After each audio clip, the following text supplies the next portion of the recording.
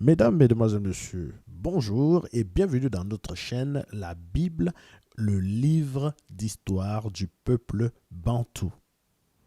Alors, dit comme ça commence à faire peur. Beaucoup se posent la question, ben c'est qui encore ces gens, les bantous? Alors, ça tombe bien, nous sommes aujourd'hui au 21e siècle et nous avons en main tous les outils nécessaires en ligne de façon numérique nous permettant de dire ce que nous savons et de raconter ce que nous avons entendu aussi. Voilà. Nous allons donc tout simplement vous présenter un petit peu c'est quoi le peuple bantou, rapidement, de façon graphique, hein, sur une carte. Le peuple bantou, c'est le peuple qui se trouve dans cette partie de l'Afrique que vous voyez en bleu. En gros, ça ressemble à l'Afrique subsaharienne. Parce que vous voyez, les gens qui ont dessiné cette carte, celle-ci précisément, ils ont fait ça bien. Vous voyez, tout ce qui est jaune là, ça ressemble au désert. Donc, vous imaginez bien que tout ça, c'est le désert. Et qu'en dessous du désert, donc là, c'est le désert du Sahara, tout ça. Et en dessous du désert du Sahara se trouve le peuple bantou. En gros, c'est ça. Mais dans le détail, ce n'est pas tout à fait ça. Parce qu'au milieu du peuple bantou se trouvent d'autres peuples qui ne sont pas bantous. Mais ils sont noirs. Donc, dans les peuples, dans les peuples subsahariens, il y a les bantous et les autres peuples qui ne sont pas bantous. Donc, on va tout simplement rapidement vérifier sur cette carte quelques petits détails rapidement pour se situer par rapport aux bantous et se dire, bon voilà, la légende de la carte se trouve là. Ici en dessous, nous allons voir que les couleurs jaunes correspondent aux afro-asiatiques. Afro-asiatiques, comme vous voyez là, arabique, berbère, chadik, arabique et tout, et couchite. Voilà, déjà, on fait couchite. Pour ceux qui ont lu la Bible un temps soit peu, couchite, couchitique, si vous voulez, ça vient de Couche, qui est, n'est-ce pas, un personnage biblique. Et ici au-dessus, vous avez sémitique, voilà, ça vient de Sem, qui est aussi un personnage biblique. Vous avez ici les éthio-sémitiques. Bon, voilà, ils ont des noms. Voilà. Donc, après, vous avez ici les nilotiques. Vous voyez, ça, c'est pas des bantous, hein, tout ça. Voilà. Après, vous avez le Niger-Congo. Le Niger-Congo qui est en bleu. Le Niger-Congo, c'est tout ce qui va comme ça jusqu'en Afrique du Sud, là. D'accord? Jusqu'en Afrique du Sud, c'est Niger-Congo. Et alors, à l'intérieur de Niger-Congo, vous voyez beaucoup de petites écritures comme ça, beaucoup de petites écritures. D'accord.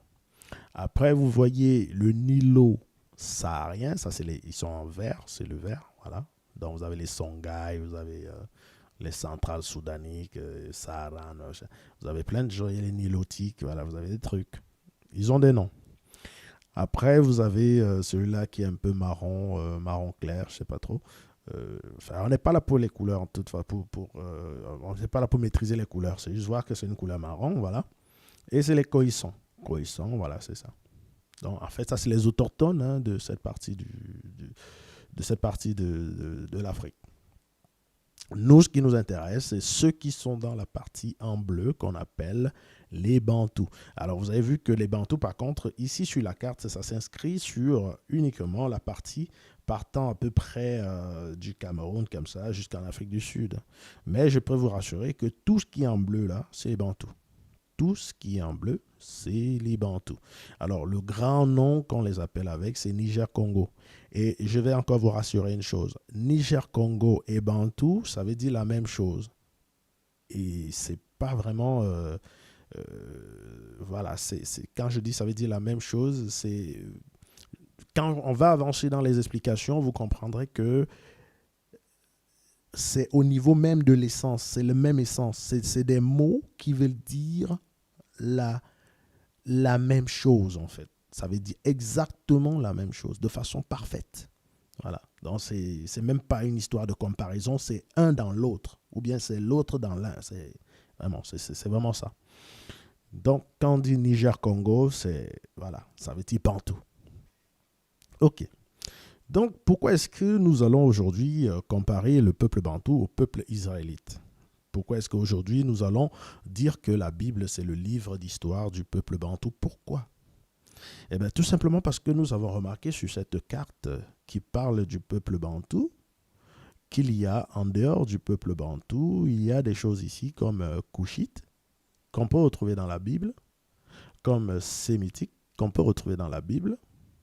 Mais, le plus important, c'est que quand on vient, vous voyez la couchite, il est jaune, ça veut dire c'est afro-asiatique. Sémite, il est blanc, donc on ne sait pas c'est quoi ce truc. Et quand on vient chez les Bantous, on trouve la source de la vie, c'est-à-dire cette partie-là qui s'appelle Adamawa Ubangi. Alors, si on vient chez les Bantous et qu'on trouve Adamawa Ubangi, on se dit, c'est donc ici que tout a commencé. Mais vous allez me dire, mais qu'est-ce qu'il raconte? C'est simple. Regardez bien ici. On va s'intéresser au mot Adamawa. Adamawa veut tout simplement dire Adam, jusque-là, et Hawa. Adam et Ève. Et ça se trouve chez les Bantous. Voilà, ça se trouve chez les Bantous. Donc, le fait que Adamawa se trouve chez les Bantous, nous allons essayer de comprendre. Parce que Adamawa, c'est une terre. Mais nous allons essayer de comprendre pourquoi est-ce que Adamawa pour nous veut dire la terre de Adam et Ève. Est-ce que Adamawa veut dire Adam et Ève? Oui, effectivement, Adamawa veut dire Adam et Ève. C'est Adam et Hawa. Hawa, ça veut dire Ève. Pour s'en assurer, nous avons Internet, nous allons aller taper séparément le mot Adamawa. Donc, on va faire Adam, Hawa. Et on va se rassurer que Adam, Hawa, c'est bien Adam et Ève. Vous voyez? Voilà, résultat est clair. Adam, voilà, c'est là. Adam, Akawa. Voilà, qui veut dire Adam et Ève. D'accord? Adam et Ève. Donc voilà, Adam, Hawa. Et ce Adam, Hawa, c'est, on va maintenant regarder, je vais maintenant coller les deux mots, tout simplement. Et ça va vous donner ici Adamawa que vous pouvez trouver au Cameroun. Vous voyez? Et la population de ce Adamawa est bel et bien noire. Voilà, comme vous voyez, c'est une population noire. C'est une ville, voilà. C'est une ville. Voilà, Adamawa State, ça c'est au Nigeria. Si je change, par exemple, là, et que j'écris, voilà, vous avez vu d'ailleurs, il y a Adamawa Cameroun, c'est en anglais, donc nous, on va prendre la version en français. Voilà, donc on va mettre le W par le OU, voilà, et on est ici. Ça, c'est la partie Adamawa du Cameroun, parce que l'Adamawa est divisé entre le Cameroun et le Nigeria. C'est une terre divisée entre le Cameroun et le Nigeria, comme vous pouvez le voir ici. D'accord? La partie en rouge, c'est la partie Adamawa. Nous allons revenir sur notre carte des Bantous et vous allez voir que Adamawa se trouve au centre de l'Afrique. Et sachant que l'Afrique se trouve au centre du monde, il faut donc comprendre que Adamawa se trouve réellement au centre du monde. Voilà. Donc c'est l'origine des origines, c'est le point zéro, c'est le I. Voilà, c'est là où tout commence. Et à partir de là, Adam et Ève sont donc les personnes qui vont nous permettre d'ouvrir les pages de la Bible. Il n'y a pas mieux que Adam et Ève pour nous permettre d'ouvrir les pages de la Bible parce que ce sont les premiers hommes et vous voyez bien où se trouve leur territoire. Du coup, ce n'est plus la peine de vous dire que c'est là-bas que se trouve le jardin d'Éden, que c'est là-bas que se trouve tout ce que vous voulez. Et si vous doutez, je vais donc tout simplement venir ici et demander à ce qu'on nous montre les images de l'Adamawa. Comme ça, les images de l'Adamawa que vous verrez là maintenant, vous pouvez aller le comparer aux écritures bibliques pour vous rendre compte que ces images correspondent exactement aux détails qui ont été donnés concernant le jardin d'Éden. Voilà. Mais je ne vais pas vous abandonner comme ça sur ce travail fastidieux. Nous allons ensemble, plus tard, analyser Adamawa et le jardin d'Éden dans les prochaines émissions. Pour l'instant, je voulais juste que Adam et Ève nous tiennent la main pour nous permettre d'ouvrir ce livre qui est non pas un livre religieux, mais un livre d'histoire de notre peuple, le peuple bantou. Alors, vous avez bien entendu, j'ai dit notre peuple, ça veut dire que votre humble serviteur derrière le micro, c'est bel et bien un bantou. Je suis bantou, descendant de la tribu de Benjamin. Je suis Armel Djatché pour vous servir et je compte pouvoir vous amener dans les sentiers de la vérité tout au long, n'est-ce pas, de l'existence de cette chaîne, parce que vous savez que cette chaîne, qu'on le veut ou non, sera attaquée de toutes parts, parce que prouver que les Bantous sont le véritable peuple israélite voudrait dire qu'on nous a menti. Et si celui qui nous a menti est celui qui tient le fusil, vous comprenez bien que notre temple n'est pas à l'abri. Voilà. Donc, une fois que ceci est dit, c'était là une petite présentation. Vous avez l'Adamawa, vous pouvez l'en voir ici également. C'est une carte qui prouve que l'Adamawa est partagée un petit peu entre le Nigeria qui est là, le Cameroun qui est là et la Centrafrique qui est là. C'est pourquoi d'ailleurs sur cette carte, vous avez lu Adamawa ou Bangui, c'est-à-dire du côté de la Centrafrique. Ça ne s'appelle pas l'Adamawa, mais ça s'appelle Ubangi. Hein, c'est-à-dire que quelque part, ça veut dire la même chose. Hein, donc, voilà. Donc, maintenant que tout a été dit, nous allons donc tout simplement accepter l'invitation d'Adam et Ève à rentrer dans le livre d'histoire du peuple bantou. Et pourquoi est-ce que nous disons que c'est un livre d'histoire? Tout simplement parce que la Bible elle-même se décrit comme un livre d'histoire. Nous allons sans plus tarder rentrer dans les Saintes Écritures pour que la Bible nous mette sur le pied de l'histoire et non sur le pied de la religion, afin que nous puissions avancer sereinement avec tous ceux qui vont nous suivre. Alors, si vous venez d'arriver sur cette chaîne et que vous êtes aussi à la recherche de la vérité, de l'histoire, de qui vous êtes, si vous êtes un Bantou, soyez les bienvenus, installez-vous et prenez aussi les outils scientifiques avec lesquels nous allons travailler et commencez vous-même à faire vos propres recherches. Parce que ici, je suis peut-être un enseignant, mais je ne suis pas l'enseignant qui enseigne, je suis l'enseignant qui apprend. Donc, ensemble, même dans les commentaires, nous pourrons échanger pour améliorer chacun la connaissance que nous avons reçue. Moi, j'ai peut-être un petit pas d'avance et je vous donnerai les outils que j'ai en ma possession. Et si vous avez d'autres outils en votre possession qui pourront faire avancer la recherche, n'hésitez pas, parce que la Bible, qui est notre livre d'histoire, nous conseille d'être toujours plus scientifique que jamais. Et elle nous déconseille fortement d'être religieux. Nous allons, à la lumière des Écritures, démontrer ce que je viens de dire. La Bible est notre livre d'histoire, vérification, mais avant, présentation des outils avec lesquels nous allons travailler. Nous allons donc travailler avec comme outil ce site qui s'appelle EMCI TV. Ce site EMCI TV, c'est un site qui regroupe une Bible, en fait, qui regroupe des Bibles dans un onglet qui s'appelle Bible.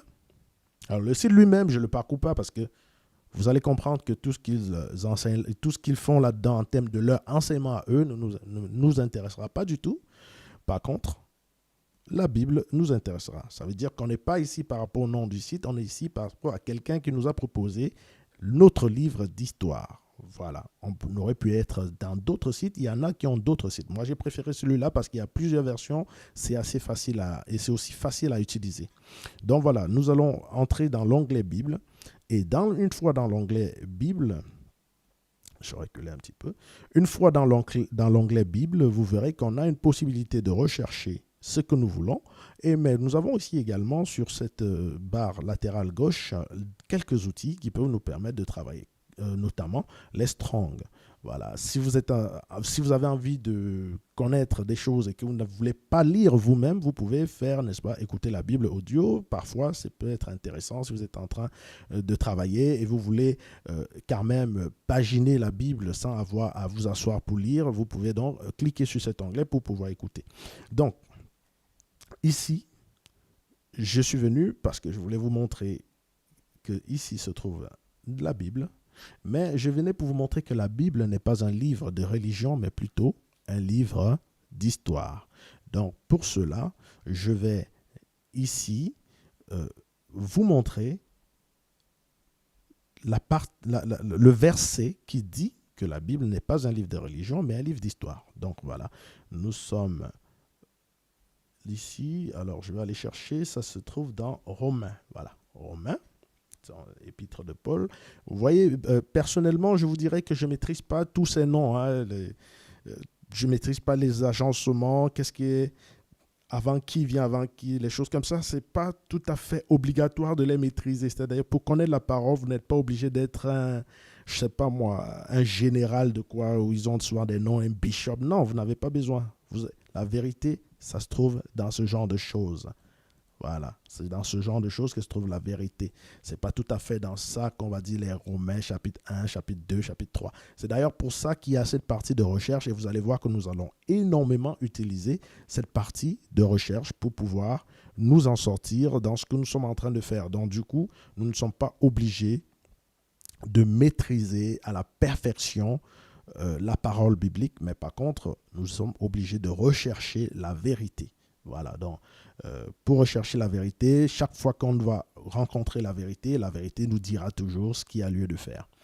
Et vous verrez, ça va être comme un envoûtement carrément. Hein. Une fois que vous avez découvert une vérité, elle vous entraînera sur une autre vérité, qui vous entraînera sur une autre vérité.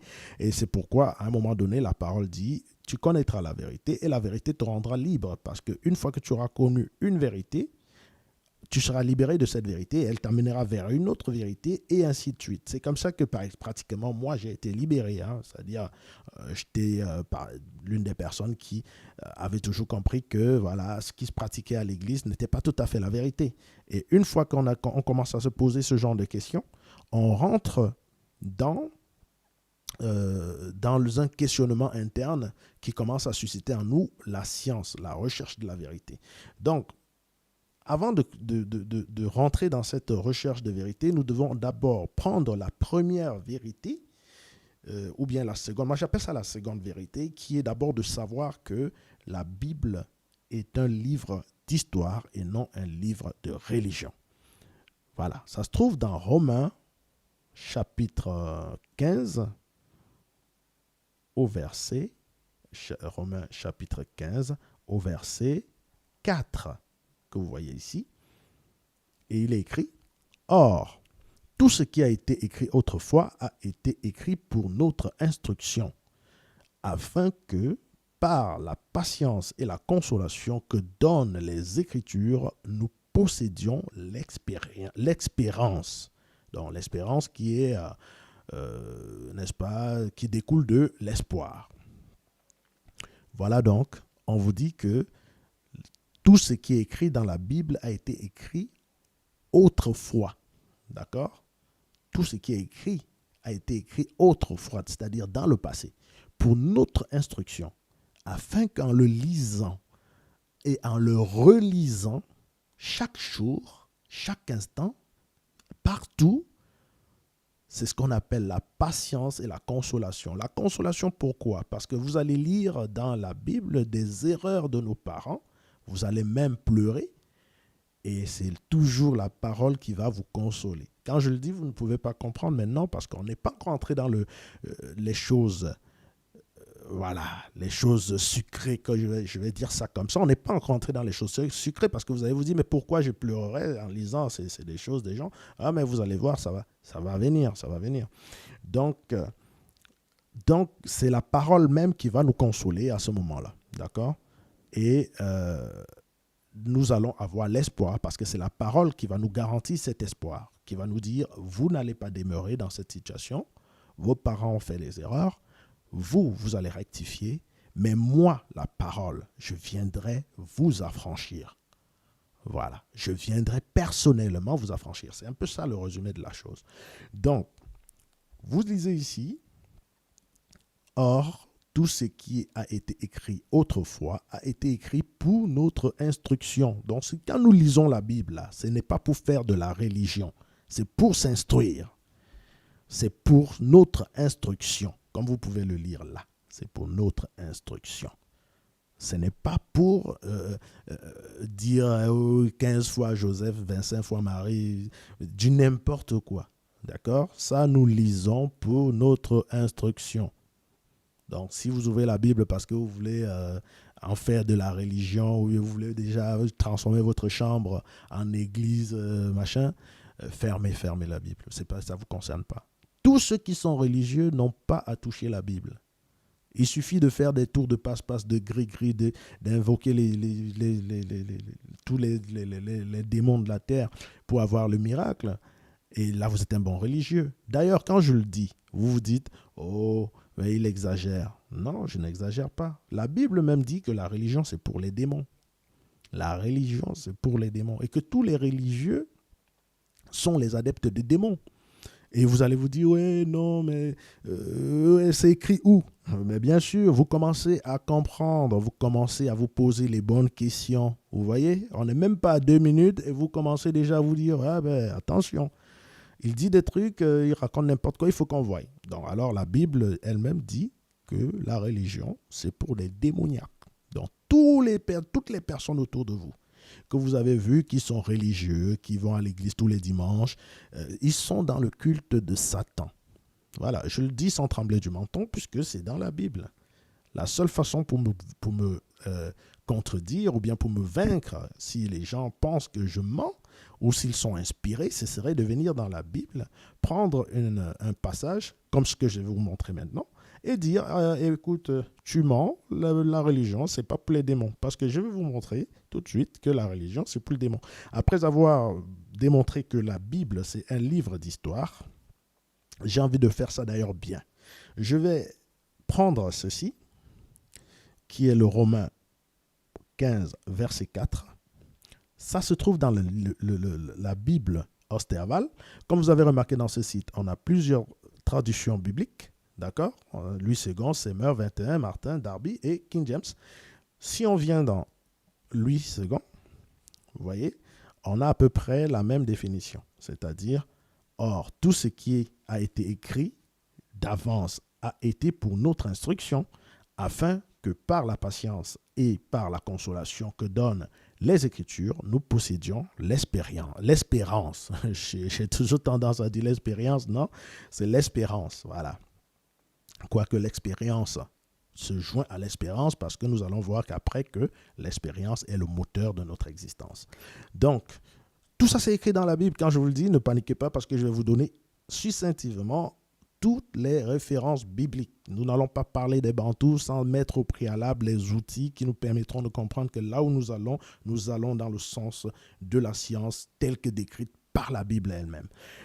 Donc, ici, nous avons vu ceci. Je vais donc vous présenter un autre outil qui va nous permettre, quand on n'a pas assez de traduction ici pour avoir une meilleure compréhension, de pouvoir aller dans cet autre espace pour mieux comprendre. Cet espace s'appelle la référence biblique. Alors, c'est quoi la référence biblique? C'est un concentré de plusieurs versions de Bible que vous voyez, qui est beaucoup plus que dans la Bible EMCI.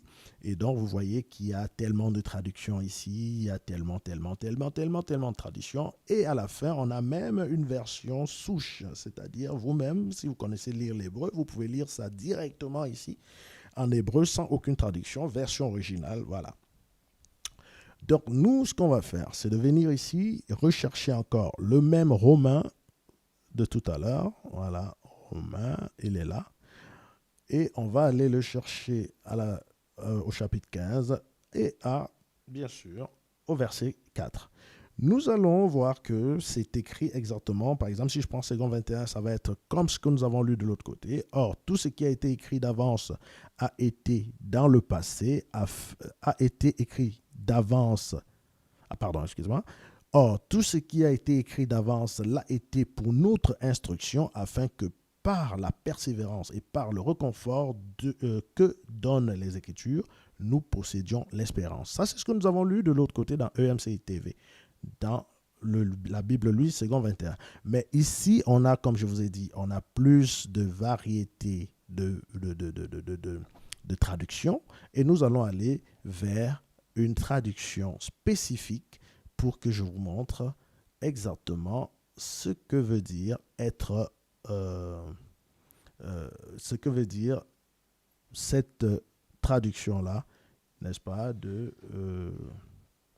cette traduction de Romains 15, version 4. Alors, ici, c'est je vais rapidement aller voir. Ça, c'est français courant. On va aller rapidement dans le français courant. Il est là. Tout ce que nous trouvons dans les Écritures a été écrit dans le passé pour nous, a été écrit dans le passé. Voilà. Pour nous instruire, afin que grâce à la patience et au réconfort qu'elle nous apporte, nous possédons l'expérience. Alors, tout ce qui a été écrit dans le passé fait office de ce qu'on appelle l'histoire. Nous avons appris à l'école que l'histoire est la connaissance du passé basée sur les écrits.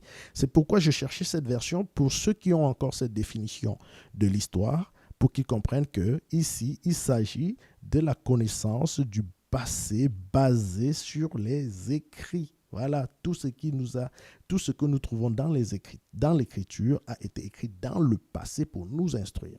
Mais nous allons aller voir, n'est-ce pas, la définition moderne de l'histoire. Donc, nous allons aller dans Google, qui va être également un autre espace, un autre outil de travail. Et ici, nous allons taper histoire parce que nous aurons besoin, n'est-ce pas, de rentrer aussi dans le monde moderne et comprendre ce qui se passe. Voilà. Donc, ici, histoire. Connaissance et récit des événements du passé jugés dignes de mémoire, les faits ainsi relatés. Donc, ici, nous revenons et nous voyons tout ce que nous trouvons dans l'Écriture a été écrit dans le passé pour nous instruire. Donc, on a trouvé que ce qu'on écrivait dans le passé était digne de mémoire pour nous. Connaissance et récit des événements du passé jugés dignes de mémoire. C'est ce qu'on appelle l'histoire. Donc, la Bible est donc définitivement jugée livre d'histoire pour nous.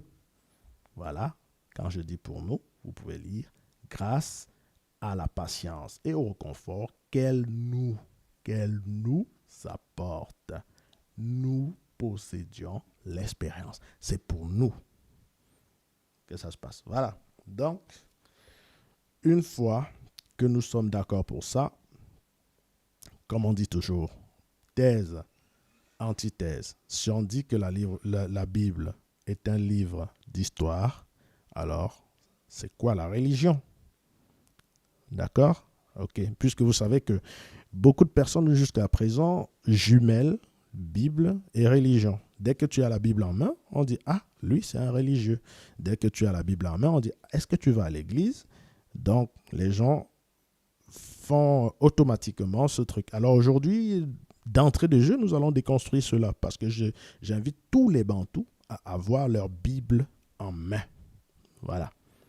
D'ailleurs, avec le numérique, vous n'en avez pas besoin. Vous pouvez ouvrir juste le site et puis vous avez votre Bible. Donc, mettez ce site en favori dans tous vos téléphones. Voilà. Donc, maintenant, on va déconstruire le fait que posséder une Bible veut dire être religieux. On va déconstruire tout ça.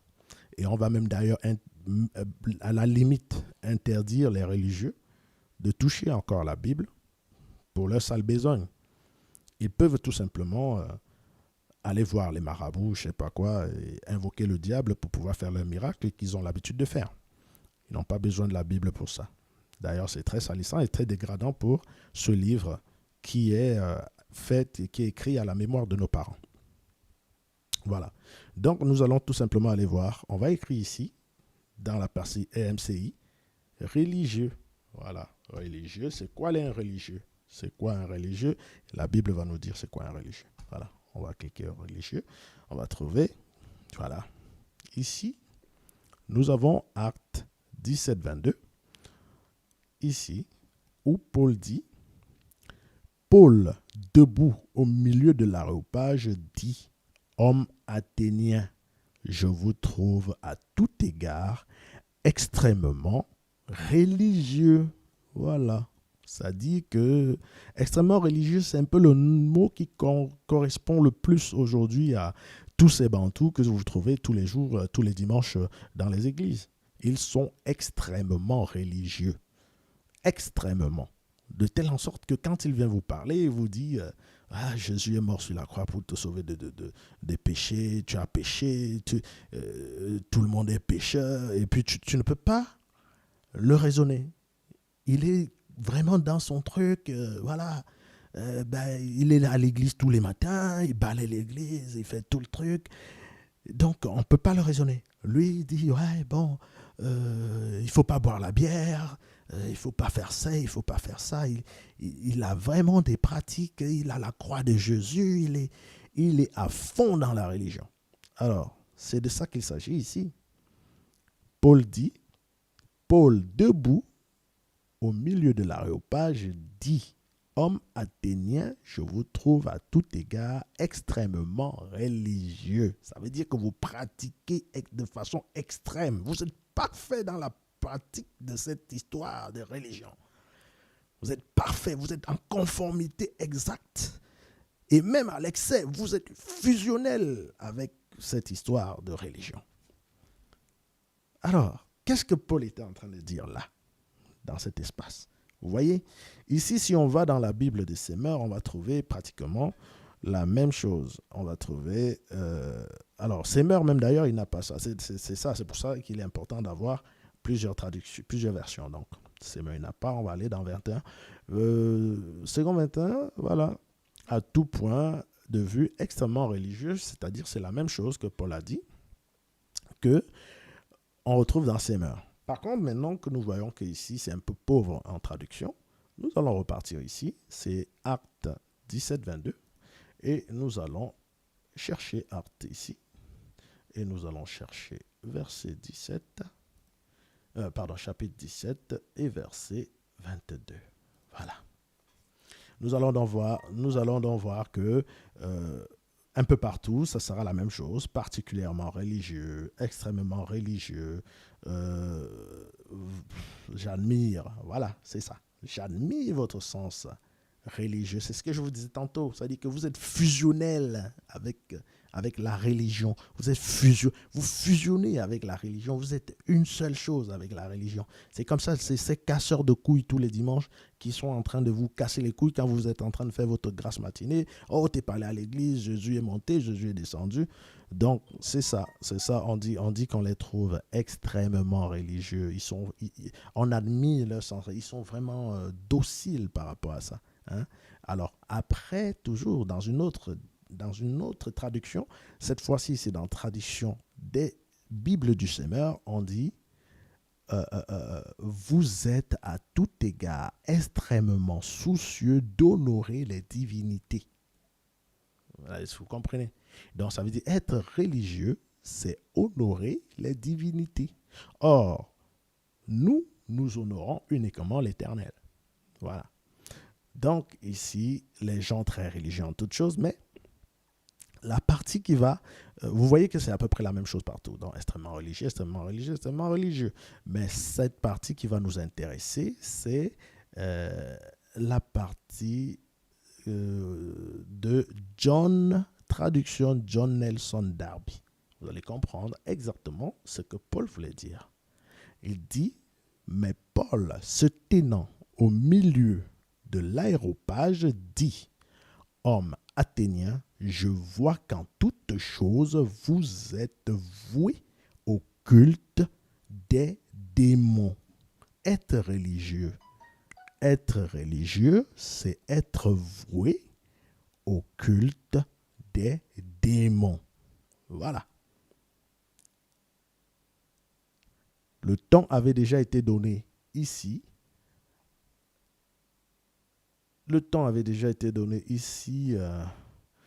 Donc, dans la partie où on parlait des divinités, là, soucieux d'honorer les divinités, c'était ça, dans la Bible du Semeur. Et dans John Darby, il dit directement, il est où John Darby? Voué au culte des démons. Voilà. Donc, tous les religieux que vous voyez qui disent, ouais, dans la religion, non, la Bible n'est pas un livre des religieux. La Bible, c'est un livre d'histoire écrit pour nous, le peuple bantou, afin que, au moyen de la patience et du réconfort, nous ayons l'espérance. Je vous ai montré, il s'agit du verset 4 du chapitre 15 du Romain. Voilà. Une fois que tout ceci est dit, nous allons donc nous réjouir en disant que tu connaîtras la vérité.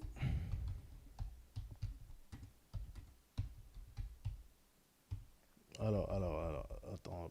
Alors, vous voyez, là, je fais plutôt la recherche. Hein. La vérité libre. Voilà. Je fais plutôt la recherche, je tape deux mots, vérité libre. Voilà. Et ici, c'est ça. Vous connaîtrez la vérité et la vérité vous rendra libre. C'est un peu ce que nous sommes aujourd'hui en train d'essayer de faire. Nous sommes aujourd'hui en train de mettre sous vos yeux la vérité véritable, la vérité du Dieu éternel, la vérité du Dieu des Bantous, la vérité du Dieu d'Abraham, la vérité du Dieu de Jacob. Voilà. Donc, aujourd'hui, je vous ai déjà démontré que la Bible, c'est un livre d'histoire, que la Bible n'est pas un livre de religion et que la Bible est le livre d'histoire du peuple bantou. Donc nous allons revenir sur cette affaire de peuple bantou et comprendre qui sont ces gens qu'on appelle les bantous et qui sont ces gens qu'on appelle les Israélites. Parce qu'il ne faut pas confondre les Israélites avec les Israéliens. C'est deux choses différentes. Israélien veut dire pâle copie de l'original, c'est-à-dire l'original c'est israélite. Aucun blanc ne peut s'appeler israélite. Les blancs qui sont là en Israël, ils ne peuvent pas faire l'erreur de dire qu'ils sont israélites. Ils diront toujours ils sont israéliens. Et si vous ouvrez la Bible, vous ne verrez jamais le mot israélien. Vous verrez israélite. On peut le chercher rapidement. Israélite. Voilà. Israélite. Vous voyez, il y a israélite un peu partout. Par contre, si vous faites israélien, il n'y a personne. Désert de Gobi. Il n'y a personne, on ne les connaît pas. Vous voyez? Donc, les gens qui disent qu'ils sont israéliens, on ne les connaît pas. On connaît les Israélites. Et les Israélites sont les descendants de Jacob. Donc, on va faire ça. Israélite. Voilà. Israélite. Jacob. Et vous verrez qu'il y a toujours quelque chose qui va... Israélite. Voilà. Israélite Jacob. Il y a toujours quelque chose qui va apparaître. Voilà. Donc, mais si on met Israélien Jacob, quelque chose va apparaître, mais dans le sens de Jacob, pas dans le sens de Israélien de toute façon. Là, vous avez vu Israélite et vous avez vu Jacob. Donc là, vous voyez qu'il n'y a même rien en plus. Donc, il n'y a rien là. Voilà, il n'y a rien là. Et je suppose que là également, il n'y aura rien du tout. Israélien, on ne connaît pas. On ne connaît pas Israélien. Voilà. On ne connaît pas Israélien, ça n'existe pas. Ça n'existe pas Israélien. OK? Alors, si je mets Israélite encore une fois de plus, voilà. Voilà, Israélite. Celui-là, il ne connaît pas, c'est pas grave. Celui-là, il ne connaît pas, c'est pas grave. Celui-là, il ne connaît pas, c'est pas grave. Celui-là, il ne connaît pas, c'est pas grave. Celui-là, il connaît. Voilà. Et celui-là, il connaît également. Voilà. Donc, ici, vous avez vu qu'il y a la Bible du Semeur qui connaît les Israélites et Jacob. Il y a la Bible second 21 qui connaît les Israélites et Jacob. Nous allons donc aller dans la Bible, vérifier quelque chose. Parce que là, la Bible vient de nous certifier que notre recherche, ce que nous avons voulu prouver est vérifié, est vrai et véritable. Mais pour que je puisse vous convaincre, je vais vous dire exactement ce que la Bible dit quand on recherche la vérité. Voilà. Donc voilà. La Bible nous dit que quand on a 2 ou 3 témoins, on est dans la vérité absolue. Voilà. Donc, voilà. La Bible nous dit ici, n'accepte pas d'accusation contre un ancien, si ce n'est sur la déposition de 2 ou 3 témoins. Voilà.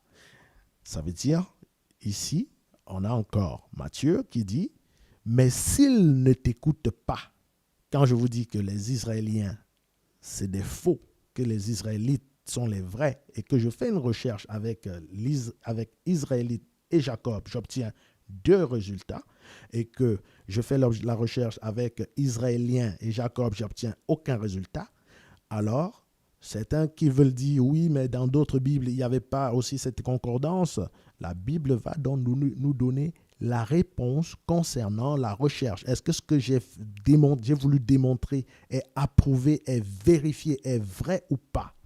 C'est ce que nous allons voir ici avec Matthieu, par exemple, qui dit, mais s'il ne t'écoute pas, prends avec toi une ou deux personnes afin que toute l'affaire se règle sur la déclaration de deux ou trois témoins. Deux ou trois témoins. Voilà. Donc, je vais revenir en arrière. Quand on a fait la recherche israélite et Jacob, la Bible second était notre premier témoin. La Bible du Semeur était notre deuxième témoin. Sur la déclaration de deux ou trois témoins, l'affaire a été close.